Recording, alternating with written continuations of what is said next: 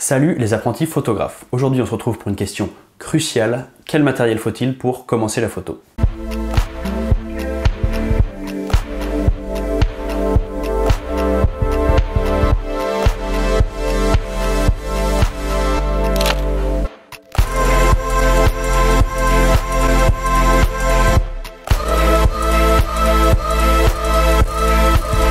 C'est très certainement la question qu'on me pose de plus, de très loin. J'ai des commentaires sur mes vidéos YouTube, je reçois des mails, je reçois des messages sur Facebook.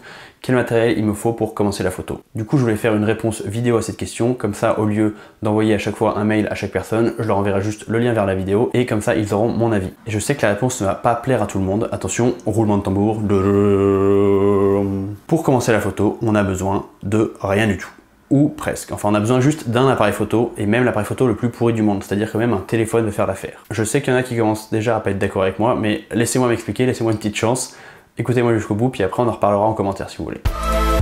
Pour moi, quand on apprend la photo, il y a 4 grandes parties. D'abord, il y a l'apprentissage de la technique photographique, donc comment marche l'exposition, comment marche un appareil photo, tout ça. Ensuite, il y a l'apprentissage de la technique du post-traitement, donc ça c'est sur l'ordinateur, sur un logiciel comme Lightroom par exemple ou un autre logiciel gratuit. Ensuite, il y a l'apprentissage de la composition, de comment bien composer une image. Et enfin, il y a l'apprentissage de la créativité. Chaque partie est en soi très vaste, mais les 4 parties sont vraiment importantes. Je ne mets pas de relation d'ordre entre les parties, je ne dis pas qu'il y en a une qu'il faut faire avant les autres, il y en a une qui est plus importante que les autres. Bon, je pourrais donner des relations d'ordre parce que j'ai ma petite idée là-dessus, mais c'est pas le sujet de cette vidéo. Donc il faut en gros apprendre un petit peu de ces 4 différents champs photographiques pour bien apprendre la photo, pour bien débuter la photo. Et la bonne nouvelle, c'est que pour 3 des 4 parties, vous n'avez même pas besoin d'avoir un appareil photo. En tout cas, pas un appareil photo performant. Votre téléphone va très bien faire l'affaire. Pour apprendre la composition, vous pouvez très bien composer des photos avec votre téléphone. C'est pas du tout un souci. Pour apprendre la créativité, c'est même le meilleur outil quasiment parce que le téléphone, vous l'avez toujours sur vous.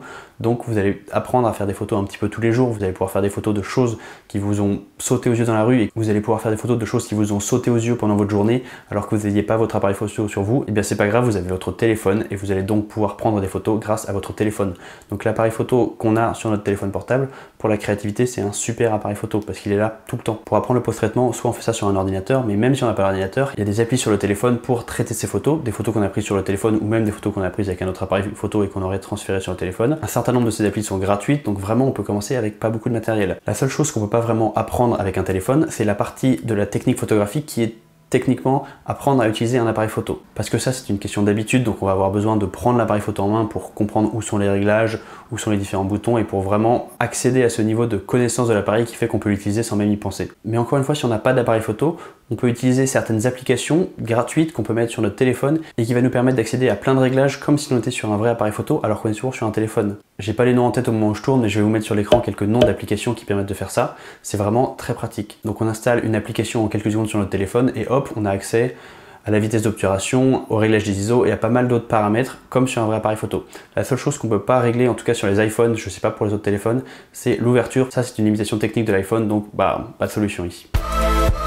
Bon, soyons honnêtes, hein, c'est quand même plus pratique d'apprendre la photo quand on a effectivement un appareil photo. Mais ce que je veux dire, c'est que c'est pas nécessaire. Et même si, bon, finalement, je vous conseille quand même d'avoir un appareil photo, vous pouvez vous contenter d'un appareil photo basique, un appareil photo un peu vieux, un appareil photo que vous avez acheté d'occasion, que vous avez récupéré de votre grand frère. Pas besoin de mettre 1000 €, pas besoin de mettre même 500 € dans un appareil photo si vous débutez. Allez sur le bon coin, prenez un appareil photo à 150 ou 200 €. C'est comme ça que j'ai commencé et ça marche très bien. Surtout que, bien sûr, au début de son apprentissage, on a tendance à se concentrer sur la technique, que ce soit la technique de l'appareil photo ou après la technique du post-traitement.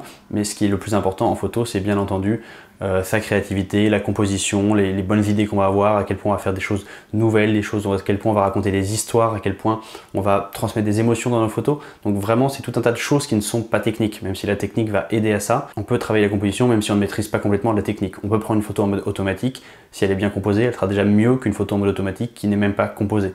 Et si vous êtes débutant et que vous voulez juste apprendre à faire des meilleures photos, avant de taper sur Google quel est le meilleur appareil photo à moins de 1000 €, moi je vous conseille de taper comment apprendre la composition en photo ou quelles sont les 10 règles de composition à connaître ou quelque chose comme ça, parce que c'est ça qui va vous faire progresser, c'est ça qui va vous donner plus rapidement l'impression de faire des belles photos.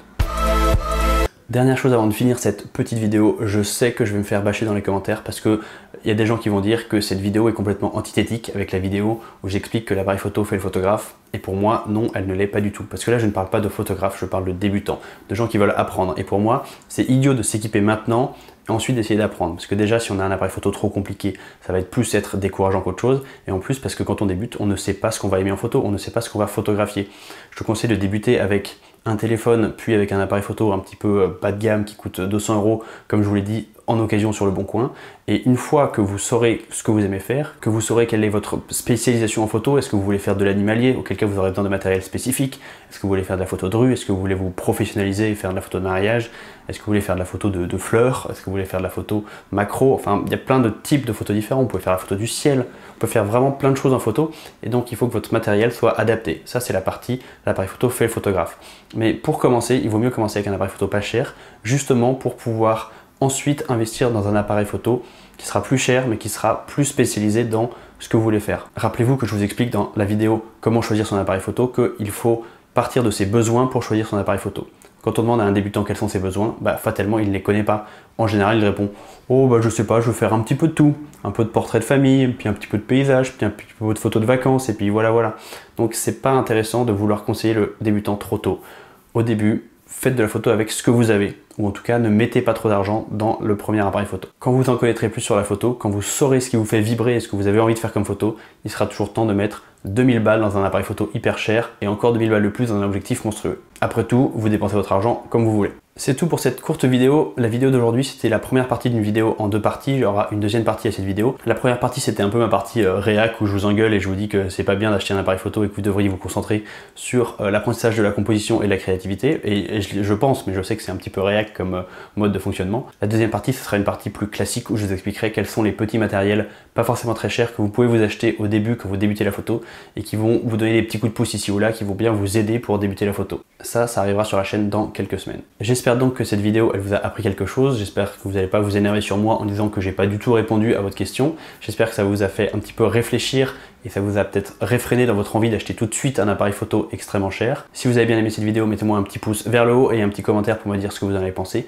Abonnez-vous à la chaîne et vous avez également en description un lien pour télécharger mon guide Devenez un meilleur photographe en 12 semaines qui contient 12 exercices créatifs pour booster sa créativité et apprendre à prendre de meilleures photos en 3 mois. Et nous, on se retrouve la semaine prochaine pour une nouvelle vidéo. Allez, salut!